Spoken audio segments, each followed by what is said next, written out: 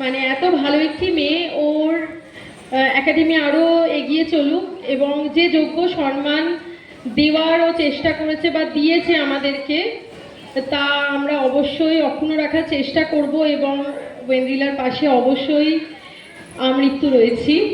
অসংখ্য ধন্যবাদ ওয়েন্দ্রিলাকে, আরও একবার আন্তরিক কৃতজ্ঞতা যে এত সুন্দর করে এত সুন্দর সব কিছু আয়োজন করার জন্য, এত জনকে নিয়ে একটা বার্ষিক অনুষ্ঠান 11 বছর ধরে একটা সংস্থা চালানো, মানে এটা খুব চারটিখানি কথা নয়।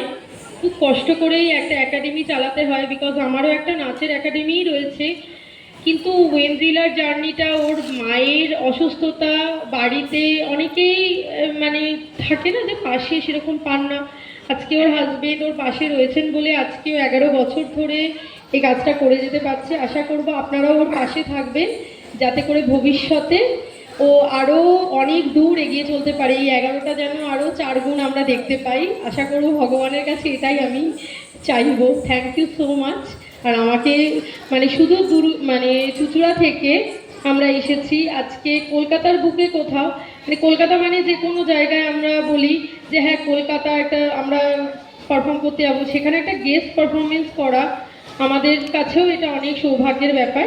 অসংখ্য ধন্যবাদ। এবং সব থেকে বেশি সাহেবদা এখানে আছেন, আমাদের থেকে অনেক সিনিয়র একজন সেলিব্রিটি ডান্সার, তার সামনে আমরা এই মানে ফেলিসিটেশনটা পাচ্ছি, এটার জন্য আমার মানে আমি ধন্য। আজকে আমি সত্যি বলছি আমি ধন্য। থ্যাংক ইউ ওয়েন্দ্রিলা এই অপরচুনিটির জন্য। এবার